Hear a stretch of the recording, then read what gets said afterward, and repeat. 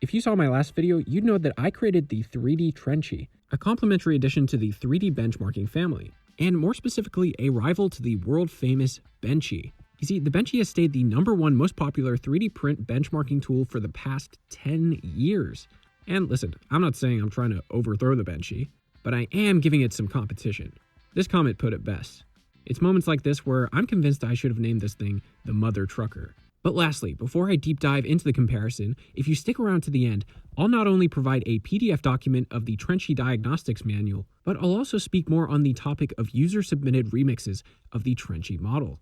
And without further ado, the first comparison I'd like to bring to your attention is the signage, or the discontinuity in signatures between the two models. So the Benchy has its name engraved on the back, as well as a big watermark on the bottom, which now redirects you to this website, which works great seeing as the bottom of the Benchy is otherwise completely flat. But as you can imagine, this would not work so well on our Trenchy. And since I don't currently have my own address on the internet, I thought I'd just give up on Anglo-Normative symbols altogether, so the Trenchy can bridge across language barriers too. I instead opted for my logo on the bottom of the truck, as well as a gas cap on the side touching the print bed, which acts as a shallow groove to illuminate any squishing that might take place around the first few layers. You can see the results it usually gives compared to a scaled up version where it actually defines the edges and depth of the gas cap. Okay, here's a quickfire round. On the bow of the Benchy, we can see that it boasts a 40-degree incline, quite a challenge for a 2015 printer. Well, this is where I undercut the benchmark by 10 degrees, with the incline of the cabin sitting at a solid 30 degrees off the print bed. How's that for an incline? Now, this next one is a nice little nuance that seems small but makes all the difference. One of the greatest tests to a 3D printer that atrophies my mind, the bed adhesion test. I found that with projects that have more islands connected to the build plate, the higher the risk that something slips and gets dislodged from the print bed. If you're unfamiliar with the concept of islands, they're basically all of the chunks of material that stand alone on the first layer. The Benchy has 2 islands, but one of them is enveloped inside the uppercase D, whereas the Trenchy truck has 10 islands, 3 of which are enclosed inside another island. Multiple islands situated right next to one another also increases the visibility of elephant's foot, and its fine perimeter being eaten away on the first layer. And now I'll knock these next 2 out really quick, because I actually use 2 sides of the same part to accomplish opposite effects, those being layer stepping and layer bridging. And they both reside inside of the truck bed, with the upper side demonstrating the bridging construction, which is the process of bridging a large gap between 2 distant points. And on the flip side, you can see that the minute change in incline causes the layer stepping effect to occur. Now, I will hand this one to the Benchy because I actually think it makes these artifacts much clearer.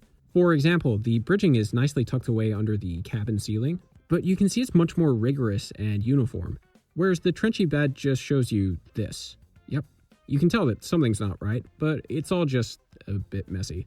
The layer stepping on the Benchy is also deliberately distributed across multiple inclines, showing off the different varieties of layer steppage. I'll concede here and say that I think the Benchy has a much better test for these 2 variables, hands down. However, this is something I never got around to in my previous video, that being the horizontal circle test, which sounds like a very esoteric problem to solve, but they turn up everywhere. And in the Benchy, you have quite a few, the main artifact being the close towards the top of the arc, where things just tend to not match up on both sides. And I decided to test this twice. Once in the wheels housed inside the logo on the bottom, but what truly defines the difficulty of this test are these circular cutaways which serve to house the wheels. Way back in the early development of my cars, I just bridged across with a straight line, but it actually caused the wheels to make too much contact with the chassis, which would stop the wheels from spinning. The cool thing here is that this tests the flip side too, which brings me to symmetry, which actually differs between the Benchy and the Trenchy, because the Benchy measures lateral symmetry, whereas the Trenchy allows for both Z-symmetry and side-to-side symmetry. Of course, the Z-symmetry is performed by printing the truck on its side, so it gets that for free. But the wheels in the front and the back act as 2 pillars that, if printed correctly, will show their symmetry in the fact that they actually function properly, which is coincidentally one of the primary differences between the benchmark and the trenchmark. And this is the thing I'm probably most proud of. Function. While our trusty boat tends to capsize in a body of water, the trendy truck not only rolls on its own, but it also stores a comfortable amount of luggage. And isn't it weird that the Trenchy can somehow swim better than the Benchy? But not all comparisons are even, like this one. You see, if you compare the 2 Benchies across print time, the Trenchy doesn't fall too far behind, But when you consider the material cost, well, the Trenchy nearly doubles the filament required to complete the full model. However, I will mention a massive filament save later on. If all you're doing is looking for a benchmark for simple measurement calibration, I would recommend you stick around. And I'm being serious, you can reduce a large amount of the Trenchy measurement calibration to just under 5 minutes of printing. Also, if you're just printing the Trenchy for recreational purposes, scaling down to 75% actually places the Trenchy at a lower filament cost and even less of the print time required by the default Benchy. Now here's a little feature that you won't find so freely on the boat, and that's the fidelity of the Z-seam, which is just this stitch point on the outer walls of your print. Because on the wheels, there's no corners for the Z-seam to hide. And now, onto the measurements and calibration.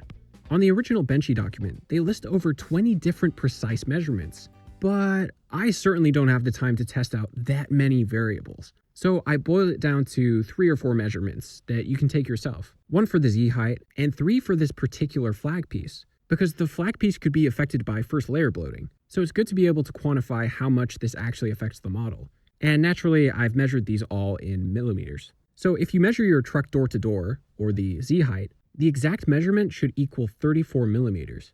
Now, mine has never been exactly 34 millimeters, but it's usually within 1/4 of a millimeter. Next is the flag. 0.75 millimeters should be the thickness of the flag, but the pole measures on 2 axes, measuring at 1.65 millimeters from the print bed to the other side of the pole, and 1.8 millimeters in pole width. This is all in order to fit inside the 2 millimeter gap that houses the flagpole. Now, some of you have probably noticed something of a time skip you can perform here. This is what I was talking about earlier. If you just wanted to measure the fine-tuned micro measurements, in theory, you should be able to separate the flag from the rest of the model in the slicer, and then just print that, which would bring your print time down to around 2 minutes if you exclude the calibration setup. And in case any of you were wondering, yes, the Trenchy flag is compatible with a fishing rod hole housed in the back of the Benchy, and I just love that backwards compatibility. Anyways, since my last video, I've got some updates to share. First being a correction I wanted to issue, because I had some sloppy wording regarding the events of the Benchy license legality. Without my intention, I made it seem like NTI, the company who acquired the Benchy by accident, was somehow to blame for the license debacle, which they absolutely were not. But I did make it clear that they did a great thing by releasing the model to allow derivatives, and the previous license did not allow this. And I'd like to thank BRBA and Little Skittle for not only pointing this out, but also being kind and fair in doing so. Now, with updates in regards to the Trenchy model, I don't think I'll ever be changing the original model itself, because that seems to defeat the purpose of the uniform benchmark. But I've changed the original listing image because I realized that this WebP/GIF that I'd filmed has the Trenchy out of frame in the beginning. So if the media player freezes upon loading the page, you can't even see the Trenchy. This led me to change the animation so that the Trenchy is there from the beginning. And now, here's the fun part. Because with an open license like the Trenchy, this allows the community to expand upon the creation as they please. But before I show you the first ever Trenchy truck derivative, I wanted to point out something cool. In my original video, I linked 3 different download pages for my benchmark, and I specifically missed out printables. Not because I don't like them or anything, but because I wanted to see if anyone would upload the Trenchy themselves. And I have Evan to thank for uploading what I believe to be the first cross-pollination of the 3D Trenchy. But notice right here that we have our first ever derivative of the Trenchy, awarded to Jay McFerrin, who took the wheels off the Trenchy in order to allow for custom tires of a different material. I also love how they changed the flag from a rectangle to a triangle, and I was just waiting for something like this to happen, seeing as the original Trenchy was a waving flag, but I thought it had less room for customization. Now, if you want to make your own derivatives, I'll probably make a future video if I get enough submissions. So if you use the hashtag 3DTrenchy tag on any of the popular model sites, I should be able to find it. And finally, the part you've been waiting for. I initially put off the creation of an official document, but I decided after more than one request that I would create a diagnostic manual for the 3D Trenchy. Now, I'm not going to LARP as the 3D printing goat, so there may be a better presentation I could distill this into. I certainly took inspiration from the original 3D Benchy brochure for this one. I've linked below all the slides in Imgur as well as my original PDF format. But listen folks, I've got nothing to say but thanks. I appreciate people subscribing, downloading the model, and sharing the video too. And this time, I promise, my next video will be turning Pokemon into cars.